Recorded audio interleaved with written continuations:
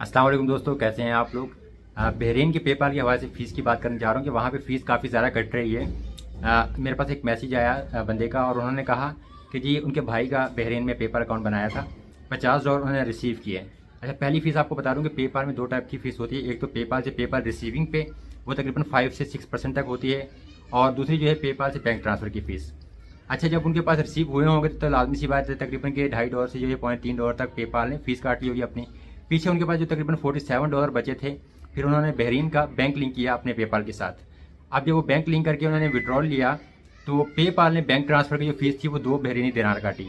तो पीछे तकरीबन 15 जो है बहरीनी दिनार बचे थे। अब वो जब उनके बैंक में रिसीव हुए तो वहाँ पे 7 दिनार जो है वो तकरीबन बैंक ने फ़ीस काट ली और 8 दिनार उनको मिले। अब ये देखें कि काफ़ी ज़्यादा यहाँ पे चार्जेस वगैरह कट गए उनके रिसीविंग के ऊपर। अब फिर जब उन्होंने बात की अपने पेपाल से, तो पेपाल वाला ने कहा कि जी हमारी तो जो फीस थी हमने वो काट के $15 बहरीनी दिनार ट्रांसफ़र किए थे। फिर जब बैंक से बात की तो बैंक ने ये कहा कि देखें जो हमारी जो पेमेंट्स है वो किसी और के बैंक के ज़रिए आती हैं, तो वहाँ से फ़ीस कटी है। तो वो मुझसे यही कंफर्म करना चाह रहे थे कि क्या इतनी ज़्यादा फ़ीस कटती है। तो देखिए, पाकिस्तान में भी ऐसा होता है कि पाकिस्तान में जैसे कुछ बड़े बैंक जो हैं तो उनका जो इंटरनेशनल पेमेंट्स रिसीव करनी होती है, उनका एक अपना प्रोसेस होता है, वो उसी के ज़रिए अपने अकाउंट में पेमेंट रिसीव करते हैं और फिर वो आपको देते हैं। अच्छा, अब देखें कि ये ऐसा होता है कि जैसे कोई बड़े बैंक हैं वो इंटरनेशनल पेमेंट रिसीव करते हैं, तो उनका एक इंटरनेशनल अकाउंट्स बना होता है जिसमें रेमिटेंस वगैरह के हवाले से। अब वो टेक्निकल टर्म तो मुझे नहीं पता, तो वो रिसीव करते हैं तो उसमें चार्जेस कम होते हैं क्योंकि वो डायरेक्टली खुद डील कर रहे होते हैं। लेकिन कुछ ऐसे बैंक्स भी होते हैं, थोड़े जो छोटे बैंक होते हैं, तो अगर इंटरनेशनल रेमिटेंस वगैरह आनी होती है, कोई पेमेंट्स आनी होती हैं, तो वो जो है किसी और बैंक के जरिए पेमेंट्स रिसीव करते हैं, तो फिर वो बैंक भी जो है अपने बीच में मिडल मैन के तौर पर चार्जेस काटता है। मेरे साथ ऐसा जो है पाकिस्तान में हुआ था। मेरा NIB का अकाउंट था जो कि NIB बैंक का बंद हो गया है। उस बैंक अकाउंट में जब मैंने पेमेंट्स रिसीव की थी इंटरनेशनल पेमेंट, तो अब उसमें अच्छे खासे मेरे उस टाइम चार्जेस कटे थे, काफ़ी साल पहले की बात है। और जब मैंने उनसे जाके बात की कि भाई इतने ज़्यादा चार्जेस क्यों कट रहे हैं बीच में, तो उन्होंने कहा कि जी हम किसी और बैंक के ज़रिए जो है पेमेंट रिसीव करते हैं और उस बैंक ने बीच में अपने चार्जेस काटे हैं और उसके बाद फिर हमने अपने चार्जेस वगैरह काट कर आपको पेमेंट दी है। तो अब इसी तरीके से यही मसला आता है। और वैसे तो आजकल अगर आप पाकिस्तान में भी देखें तो पाकिस्तानी बैंक आप किसी में भी रिसीव कर लें वो भी अच्छे खासे चार्जेस वगैरह काट लेते हैं। तो अब ये जो उनके चार्जेस कटे थे, देखिए एक तो पेपाल से पेपाल चार्जेस कट गए, दूसरे फिर पेपाल से करेंसी कन्वर्जन के भी तकरीबन 5% तक फीस कटती है, वो चार्जेस भी कटे होंगे उनके। उसके बाद पेपाल से बैंक ट्रांसफ़र पर तकरीबन 2 उनके जो दिनार लग गए, जो भी थे वो बहरीनी दिनार।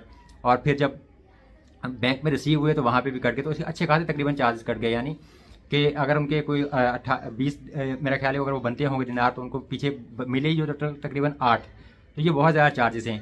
आप देखिए पेयोनीर में चेक कर लें लिंक, आप बैंक के ऊपर जाएं और वहाँ पे अगर आपके पास लिंक का US बैंक का ऑप्शन है तो पेयोनीर की जो सर्विस है वो पाकिस्तान में अवेलेबल है। पेयोनीर का अकाउंट आप बना लें, पेयोनीर का USA वाला बैंक जो है अगर वहाँ पर लिंक करने का ऑप्शन तो वो लिंक कर लें। इसमें कम से कम ये होगा कि देखिए आपको पेपाल से जो करेंसी कन्वर्जन की फ़ीस भी नहीं देनी पड़ेगी। जितने भी डॉलर आपको मिलेंगे, अगर 50 आप रिसीव करते हैं तो तकरीबन 47 प्लस आपको मिल जाते हैं। वो आप जब ट्रांसफ़र करेंगे पेयोनीर में तो फिर वहाँ पे भी हो सकता है कि पेयोनीर पेपाल जो है 3% फीस काटे बैंक ट्रांसफ़र की, या 2%, या हो सकता है कि फ्री हो। जैसे सऊदीया के पेपाल से USA बैंक ट्रांसफ़र फ्री है, दुबई के पेपाल से तकरीबन 3% फीस कटती है। और फिर बाकी जो है पेयोनीर रिसीविंग के ऊपर 1% फीस काटता है, और बाकी बैंक ट्रांसफ़र की जो पेयोनीर फिर 2% फीस काटता है। तो ये आपको काफ़ी ज़्यादा चार्जेस पड़ते हैं और इंटरनेशनल पेमेंट्स का ये काफ़ी मसला है और हमें ये सब कुछ चार्जेस वगैरह पे करने पड़ते हैं। तो ये कुछ सोल्यूशन वगैरह जो मैंने आपको बताया कि पेयोनीर थोड़ा सोल्यूशन है, या अगर wise.com जो है वहाँ से भी आपको USA के बैंक अकाउंट्स वगैरह मिलते हैं या दूसरी करेंसीज़ के। अगर आपका वाइस का अकाउंट है तो आप वो जो उसका बैंक लिंक कर लें अपने वहाँ के पेपाल से, तो हो सकता है कि उसमें फिर आपको चार्जेस वगैरह कम पड़ें। तो उम्मीद करता हूँ कि कुछ सवालों के जवाब जो है आपको मिल गए होंगे, कुछ बातें आपको क्लियर हुई होंगी लाजमी। वीडियोज़ अगर मज़ीद ऐसी आप देखना चाहते हैं और आपको अच्छी लगी है वीडियो तो चैनल को सब्सक्राइब जरूर कर लीजिए, वीडियो को लाइक और शेयर कीजिएगा अपने दोस्तों के साथ। मैं हूँ ताहिर ताउस द सिटी की चैनल से। अल्लाह हाफिज़।